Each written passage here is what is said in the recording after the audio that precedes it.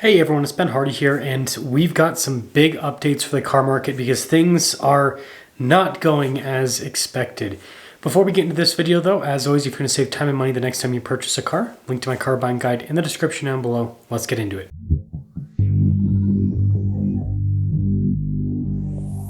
We're going to start things off by going over the car market numbers, and then we'll dive into the debt numbers. And debt is becoming a very sticky issue for the car market. So 15.8 million.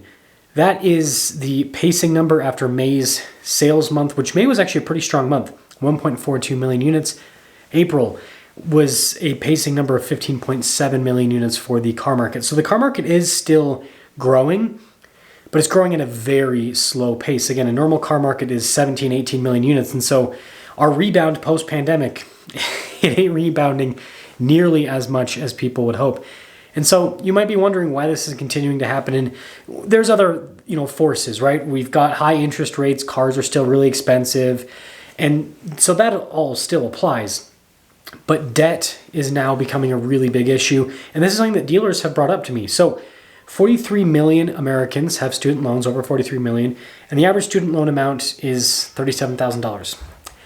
Now the average American amount of debt is $104,000. Now that's split up between mortgage, home equity, auto loans, credit card, and student loan debt, and then other types of debt. And if you're wondering why that number seems so low and the student loan debt number seems so high, again, the student loan debt is targeting that specific group, whereas all Americans, right, it's a very broad group. Some people are going to own a house. Some people are going to not own a house. Some people are going to have a car loan. Other people won't have a car loan. And so it's going to be a lot more mixed. But the point being, debt is becoming a really big issue here in the US. I mean, if you look at the economic numbers, what seems to be happening quarter after quarter is savings stay about the same, or they slightly increase or slightly decrease, but they're not all that big for the average American. But then debt keeps increasing as time goes on because life, right, it's very expensive. And that student loan debt also seems to continue to increase as time goes on. And student loan debt is particularly troubling for someone that is trying to get approved for, a house or a car, because it's a type of debt that you can't get away from. Like, you have to pay it off. There's no ifs, ands, or buts about that, because let's say you buy a house and you're struggling to pay that house. Well, if you have equity, then you can sell the house. If you don't have equity, then, there's foreclosure. And, if you have all of these different assets, or, you can consider them liabilities like a car, some people consider a liability, but regardless, you have these things that can be sold in the open market.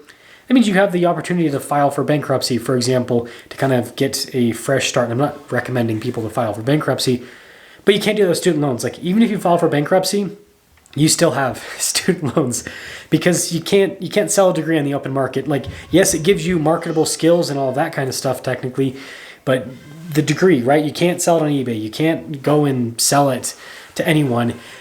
So there's no way to really get rid of that debt. And dealers, again, anecdotally, are telling me that this is becoming a bigger and bigger issue as time goes on, because the debt amounts that people have just keep going up with these student loans and just with other general types of debt. Again, DTI has been a pretty big issue, but especially with these student loans.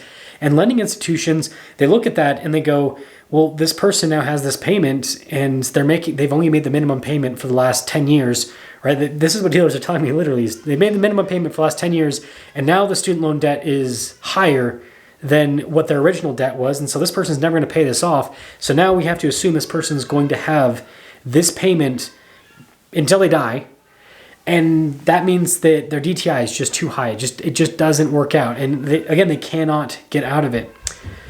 So this is putting a lot of downward pressure on the car market. It's just another thing that is preventing the car market from getting up to that 17, 18 million unit range. Those interest rates, right, in that 8 to 10 to 12% range, depending on, some people are even higher than that depending on their credit, but like, interest rates are still extremely high.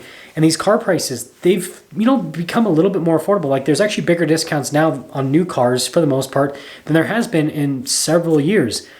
But when you have people that have a lot of debt and interest rates are not cheap, well, those car prices, they're just a little bit too high. And so this is where I do want to give my personal opinion on where I think the new car market needs to be if automakers want to see more volume, in that 17, 18 million unit range.